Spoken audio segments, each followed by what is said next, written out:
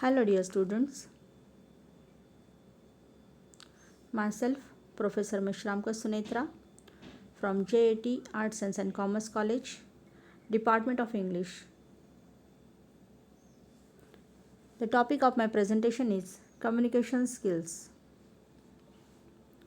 Dear students, let's focus on the origin of this word communication.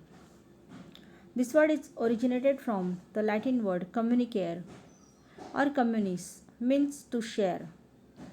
Communication is exchange of thoughts, messages, or information as by speech, visuals, signals, writing, or behavior.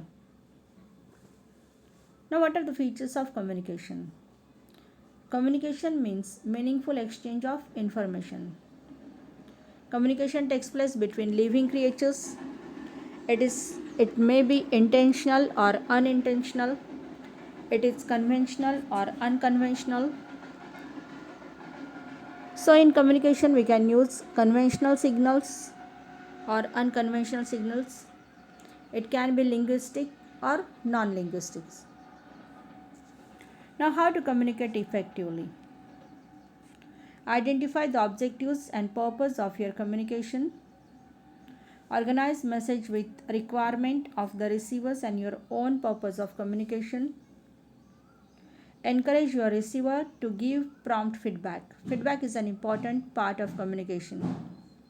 Keep your message brief, clear, and unambiguous. Use suitable medium. Keep your channels of communication open. Have courage to say what you think and engage your audience. Now let's focus on the concept of communication. Communication is an inseparable aspect of life, and the most effective tool of communication is language. There are some revolutions in communication modes.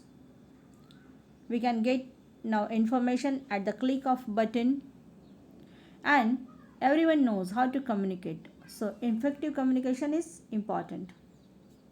Now let's focus on the definition of communication. Communication is the process of transmitting feelings, attitudes, facts, beliefs, and ideas between living beings.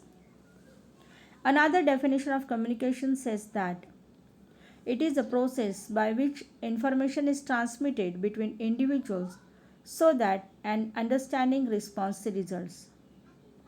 Communication is an exchange of facts, ideas, opinions, or emotions by two or more persons. Dear students, here is process of communication. So this process is shown through this figure. So there is source, means sender. He has some message. So he sends that message. That message is encoded. He uses proper channel for sending this message. That message is sent to the receiver's end, and that message is decoded. So accordingly, the receiver gives feedback.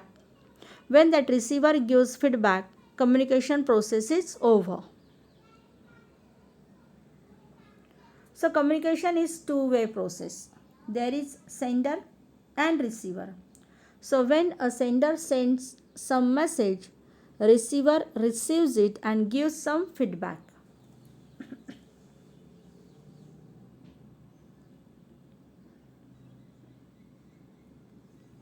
Now there are two types of communication, verbal communication and non-verbal communication.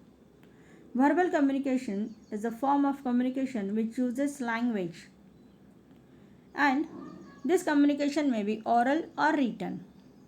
Non-verbal communication is the form of communication in which the message is conveyed without using language.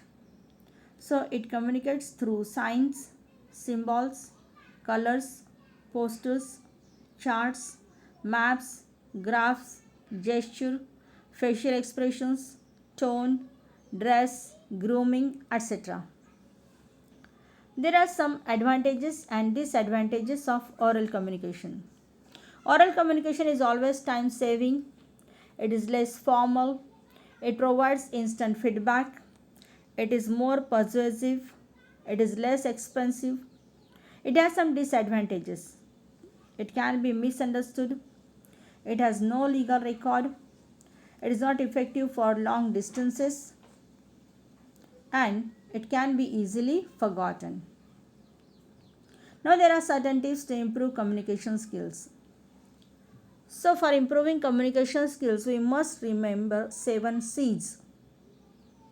Our communication must be clear, concise, concrete, correct, coherent, complete, and courteous. Now, in communication, one must be honest. Dishonesty will show up somewhere along the line, so must always be honest. Be interested in the people you are communicating with.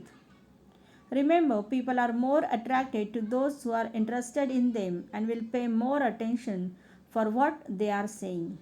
So, in communication, always be interested in the people you are communicating with. Then, another important tip, always be relaxed. Proper body language is important in communication skills. Bad body language, such as hunched shoulders or toe tapping or hair twiddling, all give the game away. Means it has very bad impression. So, in good communication, always be a good listener.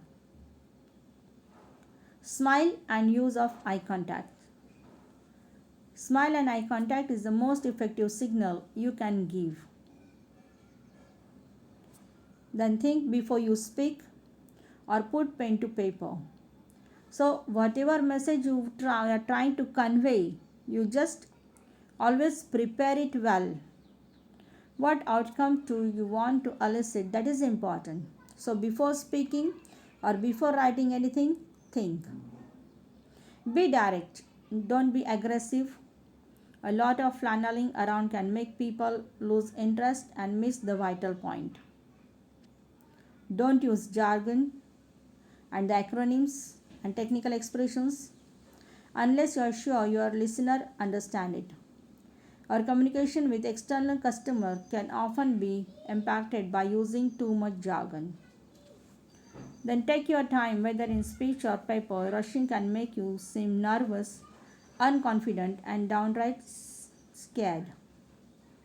So, always have confidence while talking. Use appropriate volume. Your volume should not be too loud. And the most important thing, that language is learnt by imitation. So, use proper communication skills. Thank you.